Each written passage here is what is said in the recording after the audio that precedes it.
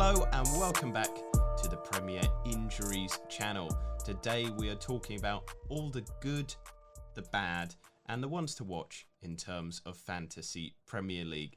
It's the usual format that we have, but it's split into two, so make sure to watch the second part on the bad assets as well, which will be up tomorrow. But also make sure to subscribe to the channel. Obviously we've got the fantastic Linn joining us here on Premier Injuries, but we've also got Raj, we've got so much analysis here. It's absolutely free, and all you have to do is click that subscribe button and the notifications. There's plenty here to love about it. But before we get into it, Ben, Linn, I always have to ask you a few questions, just get us warmed up. You know, we don't want to see any injuries here in terms of it. Linn, how was your Fantasy Premier League game week? It was very average. So average, I actually scored at the same as average. 55 points. And Ben, what was yours as well? Sorry, Jay, I can't quite hear you. Just move on. Just move on. I'm not quite picking you up. Just carry on with the show. We'll just go with it. Just run with it. Just run. I'll say mine then, just for you, Ben, because obviously there's some interference there that he can't. In terms of it, I got 69 points, so I'm really happy with that game week. We'll say nothing about that number. And in terms of it, I didn't think of teaser questions, which I usually do. So some people may be feeling bad about that, but do keep tuned for future game weeks when I'll be putting more to you. Let's start off with the good assets, though. And I think we have to bring them up. They're top four. They're pushing for Champions League. Brighton, the Seagulls are flying high. I mean, starting off with you, Ben, are you surprised to see them up there? Yes, would be the long and the short of it. Let's not forget we're only 5 games in for a start. So, you know, it's a good start. That's all it is. I think realistically, when you look at a team who've season on season have been fighting relegation, you know, it hasn't been secured their top flight status until maybe 2 or 3 games to go. Graham Potter has obviously done a lot of hard work behind the scenes in the close season. That hard work seems to be paying off. We've always thought and we've always discussed that, have Brighton actually got a team there? The underlying data has always suggested that maybe they are capable of bigger and better things and maybe moving on and kicking forward. But they've never quite hit the mark. I think goals have always been an issue. They've always been very pleasing on the eye. Defensively, pretty sound, pretty solid. You know what you're going to get. They've had a few standout performers season on season. The Tariq Lampteys, Lewis Dunks. I think Sanchez coming in and goal. He was a big addition. That's brought to the squad. And then this season we've seen, you know, the addition of a few goals. They're carrying a little bit of threat there. And even now with key players missing, I mean, I mentioned a couple of Pascal Gross out of the team. They're still getting results. They're still grinding them out. And that's, you know, that's a lot of positive. So there's reason for hope there on the South Coast. Linn, do you agree as well? Maybe it's a bit premature to say that they're good, but they definitely deserve some praise, don't they? Oh, yeah, definitely, because they've had so many injuries in their defense. They're doing quite well still. And just imagine if they had bought a striker this season, like a proper one. Yeah. They would have been really threatening. I think they've had a bit of luck, maybe, but I have to say Brighton is one of my favorite teams apart from Liverpool, so I'm all for this. I'm looking forward to seeing Liverpool and Brighton top 2 after next week. Well, you've got the Duffy connection as well, as we discussed in your team reveal video, and I think, you know, obviously that gives the link there for the channel as well. But in terms of it, kind of looking at their underlying numbers, and I think you've kind of hit the nail on the head here, Ben, is that going forward, the team aren't attractive prospects. So I'm not really considering their attacking assets. You know, looking at it, they're in the bottom half for expected goals, 5.63 over those opening 5 games. They have overperformed it, which is something rare, which they didn't really do last season. So they got 7 goals then from the 5.63 XG. In terms of its shots in the box, you know, all that kind of stuff there, it's lacking a little bit, but they do have some quality players in there like Trossard. Morpay has kind of proved himself a little bit more this season. But the interest has to be in that defensive back line. A lot of people have Sanchez already. People are looking at Duffy as well. But can we say that they're now a good defence? Because they're overperforming on defensive metrics as well. XG conceded 5.3, but they're up there as one of the most solid defences with only 4 goals conceded. They're kind of in that territory of Brentford as well, that teams that we didn't expect to do fantastically well but are still doing so good. You know, going forward, I think that Sanchez, Duffy are great assets. I don't think we really need to treble up though. That would be too much, wouldn't it be, Lynn? Yeah, I think one is enough, and well, maybe two. Like Duffy at his price is definitely worth getting or having if you already have him. So I think Duffy and Sanchez is a really good double up actually. And the thing is, going forward as well, they've got some decent kind of fixtures in the short term and the long term. They've got Crystal Palace, obviously that is away at Selhurst Park. But then Arsenal, who've been really struggling with chances and seem to be, one of the teams that Brighton do well against, no matter what. They're a bit of a bogey team for Arsenal now. Norwich, obviously the 2 games in game week 9 and 10 of Man City and Liverpool are difficult. But even then, after that, Newcastle, Aston Villa, Leeds, these are games that you can probably expect clean sheets in. And I think that, the low expected brilliance of the team will be overlooked. But do you imagine that maybe some of their attacking assets with those good, games going forward are going to come to the fore as well at all, Ben? Would you consider a Trossard and Mapai, or do you think that they just don't have that consistency to them? They seem to spread their goals amongst that sort of offensive line. And I never see Brighton as a team who can go out and really, put on a big show and get a lot of goals. I seem to think that they're more of a team at the moment which is grinding out results. A 2-1, a 1-0, a 2-0, really hard fought, not necessarily dominating, certainly in an attacking regard. Those forwards are capable of producing performances and great, finishes on the day. I think Mupai, if he's half as good as he thought he was, he'd be one of the world's best strikers. But you cannot knock his self-confidence and self-belief. You maybe question his temperament, but it's, you still see the likes of your Danny Welbecks chipping in with goals, and these are players that I can never quite fully commit to 100%. Like I say, when I'm attracted to Brighton, it's always towards that back line. Maybe in midfield if I was looking for a decent value option, enabler, maybe a Lallana, if he can stay fit. But I do like a Gross as well. When he's fully fit, he's never far away on set pieces. Loves an assist. He's been a great servant for the club as well. So, but outside of that, like I say, I do really struggle. I think there are better options elsewhere. I may on occasions dip in with a Mupai or a Trossard or just chucking in a Welbeck there, but nothing that I would really like to sort of nail down as a long-term asset. I want to move the discussions on to a team that you probably had very, watchful eyes on this weekend, Lynn. It's Crystal Palace, but in terms of it, they were playing your boys, Liverpool. Were you impressed with what you saw from Crystal Palace, though? Because they weren't their usual selves, maybe under Roy Hodgson, where they would have shirked, attacking responsibilities and would have just gone deep, would have seen out a result and tried to score on the counter. They actually went to Anfield and played football. Yeah, and that was their mistake, I think, because they've actually got a decent backline, and if they'd played more defensively and then just tried to counter, I think they would have done better. But now they open up the game, so Liverpool scored 3 goals, which I'm happy about. But yeah, it's an interesting attacking football for sure.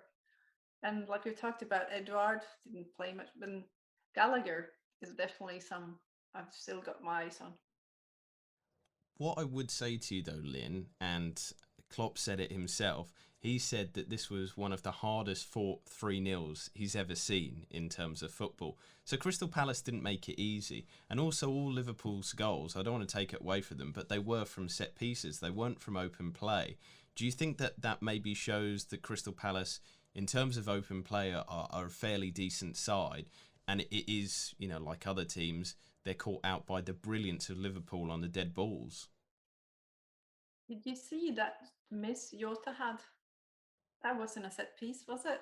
No, but it didn't go into the No. back of the net. I mean, it was an opportunity that should have gone in, but I suppose you're right in that aspect. There were opportunities there for Liverpool to score from open play.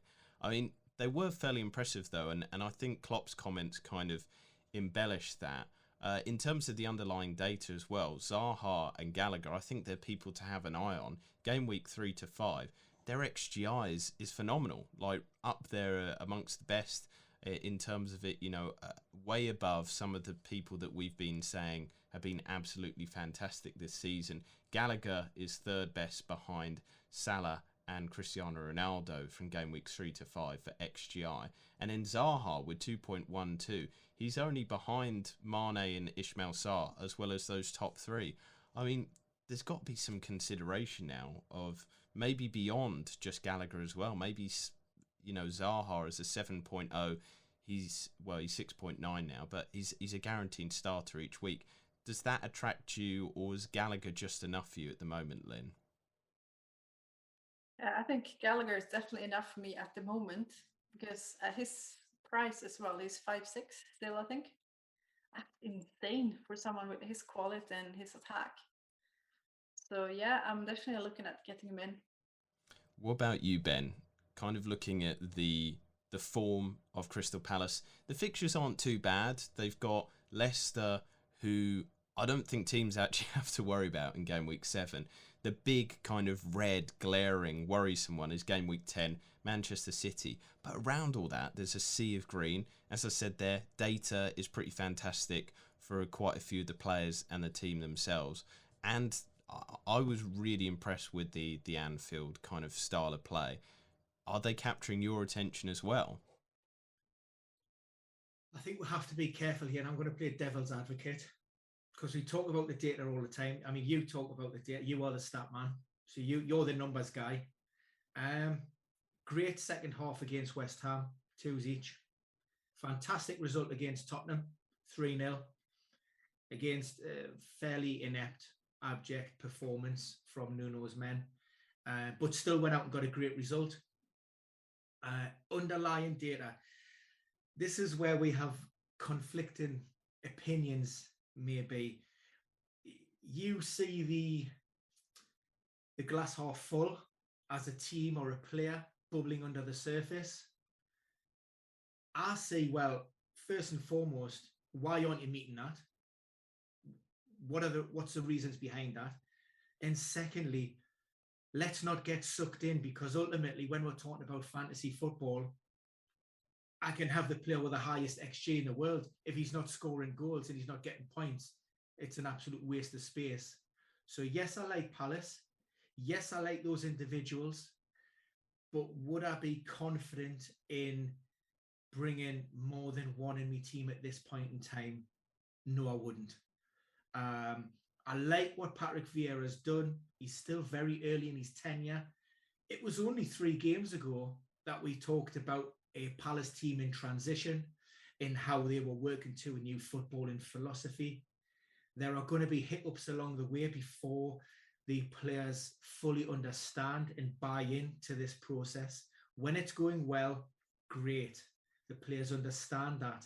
And maybe Patrick Vieira, being the player that he was, the levels that he's played at and the trophies that he's won, that probably buys him a lot of respect and a lot of time in that Palace changing room, being there, done it, experienced it.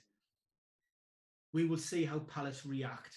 You know, we're looking at those fixtures and there's an opportunity there to get more points on the board. They need to go out and do that and prove that. Then I think that will show the character of the team. That will show a real, you know, it's testament to where they are and where they're moving forward. I know what you're saying about the Liverpool goals from set pieces. But what we can't fully understand is, how Liverpool made changes in that game. And if they hadn't got those goals from those set pieces, how would Jurgen Klopp have changed his style? Who would he have brought on? So look, I get what you're saying, but let's not read too much into that. Ultimately, it was a 3-0 defeat. And yeah, for me, it's about how they reacted. It's bounce back ability. Oh, I love that word. I like the fact that it's actually in the dictionary now as well. In terms of it, though, I actually agree with some of the points that you're saying there. In terms of it, I don't like to say that a team is certified good, McKenna's data man or whatever you want to call me, in terms of it, till probably around game week 8 or 9, because then you've got, a mixture of fixtures, mixture of difficulties to actually evaluate and say a team is good or bad. But also the picture is ever changing. A few injuries to that side. If the likes of Gallagher or Zaha were injured, then the team would, be bad again. And this is something that we'll get on to in our other video on the bad teams, as maybe situations have changed so that we can't consider certain teams that we liked as good anymore. I just think, looking at it tactically as well, I see improvements in the team, but maybe it is too early doors to certify them as good players. But there are some good individual assets there, like we said, in terms of Gallagher, absolutely. Maybe a little bit Zaha, and Edouard has to be in with a shout in terms of his price point. I think one of the big things going forward, though, is Chelsea in terms of the treble up. Getting, I think it's not next week, the game week after, we have to start considering how many of their assets and who to bring in. They're obviously playing Man City next game week. It is a home fixture. I reckon they could get result there because Man City haven't been in the best of form. They've just been absolutely fantastic. It is at Stamford Bridge. But going on from game week 7, I mean, they're like basically captain ball game weeks for Lukaku. They're clean sheetable ones for the defensive back line. But the question is, which 3 do we go for? Lynn, is this too much of a risk for you, though, to treble up in Chelsea? Or do you have 3 assets, probably including Lukaku, let's be honest, so Lukaku plus 2, that you're going to move to? I think I will start out with 2. And if it turns out they're actually defensively solid and we can actually make out who's going to start, I could go for 2 defenders. Okay. And who would you start off with then, in terms of who's the safest defender for you? Rudiger is definitely the most safe, I would say. But I really, really like and rate Reece James. That's who I've gone for. Ah, okay. Didn't play this week when I really needed him to play. But yeah, I think if you want to play it safe, go for Rudiger. If you want to have some fun, go for Alonso, go for James, go for Atleta. Lots of good options. I think Alonso is probably the most fun option, but he's also kind of got the biggest ability to bite you in the arse, because it was a bit too much of a risk for me. Yeah, and the thing is, Chilwell has that possibility to get back into the side. But I'm interested that you're not considering any midfield options. There's a lot of creativity in that Chelsea midfield, especially from Mason Mount. He was the second most creative player last season in terms of chances created. He's on set pieces, dead ball situations. Not all of them, but some of them for the club. And we know the ability of Lukaku, Rudiger, Thiago Silva, just a lot of those players in that back line. Why isn't he on consideration for you? Mainly because City have also got Champions League. They've got Pulisic, Ziyech, Havertz. They've got a good, too many good midfielders, to put it that way. So I'm just not sure that he will get as much game time as I would like. He's probably the safest pick of the bunch, but that's now, and I'm not sure it's going to stay that way long term. Ben, moving forward, is it 3 for you? In terms of recommendation, not for your team, because obviously people need to know that you're playing a very unique style of fantasy Premier League, but your insight for the community, do you think it has to be a treble up? Are you going with Lukaku midfield, a defender, 2 defenders, or do you think there's just too many eggs in one basket? I'm in Linn corner here. Let's forget about Lukaku because he's a stonewaller. I cannot buy into that Chelsea midfield. I just cannot. I know what you're saying, but I see so much quality in there, and this rotation from Tuchel, particularly around Champions League, that's a worry and that's a concern for me. I know what you're saying about Mason Mount, 7.4, I think he is off the top of my head. If we're looking for a midfielder in and around that, I'd Rafinha. I'd prefer Rafinha on my team and save $1 million. Yes, Leeds aren't as good, but is he more? If he's fit, he starts and he gets the minutes. The withdrawal on Sunday, and obviously he's benching the week previous to that, is a concern. That is a worry. That shows to me that Tuchel isn't afraid to make those big decisions, those big calls in big games, and there's undoubted quality there. But look, he's justified in his actions. Look at that performance in the second half. Kante coming off the bench wasn't, I don't think there was any. I don't think the move was thought with, he'll come off and he'll get a goal and he'll change the game as much as he did, but that's exactly what happened. And so for me, it's got to be in that back line. And even then, I'm worried. You're right, Rudiger and Alonso, they're the 2 guys with the most minutes in that back line. But there's still a little bit of a risk, and they're at a price point that just makes me feel a little bit uncomfortable. Who I really, really like, and I'm happy to spend the money, is Christensen. I think, Tuchel speaks a lot about him. He started 4 of the 5. He was dropped. He was one of the players that was dropped against Aston Villa. But every time Tuchel talks about Christensen, he holds him in such high regard. He talks about how much he's developed, improved, how much he gives since he's arrived at the club. And he's been pivotal in that Chelsea defence. And I think 5 million, I think for me, I really, really like Christensen. He doesn't come with the bells and the whistles of an Alonso or a Reece James.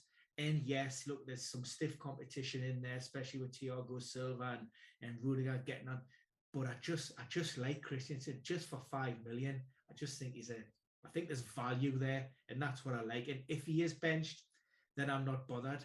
If one of the others are benched at 5-6, 5-7, that hurts. That's like a dagger in the heart. It's quite interesting because I'm going to say that I disagree with your defensive picks from both of you. I mean, this is good that we've got a bit of discussion going on here. In terms of Rudiger, absolutely agree with you. But I don't know why people aren't so warm on Azpilicueta. He's the club captain. He's the guy that pretty much starts every game week. But he also has the possibility, if Reece James isn't playing, he plays as a wing back, and he's absolutely amazing. We saw in the Champions League his ability to get the ball into the box. He has so much quality to him. I don't think that he will score as highly. I know the money's a bit more, but Diaz at Man City costs exactly the same, and I think that Diaz starts. But I think Azpilicueta has the higher ceiling. He's got the assist potential. He is going to start most of the games of the season. I reckon come the end of the season, I'd be surprised if he doesn't, unless, there's an injury. But, 33 games plus, I think he would start. But you're more of the kind of data man on that side.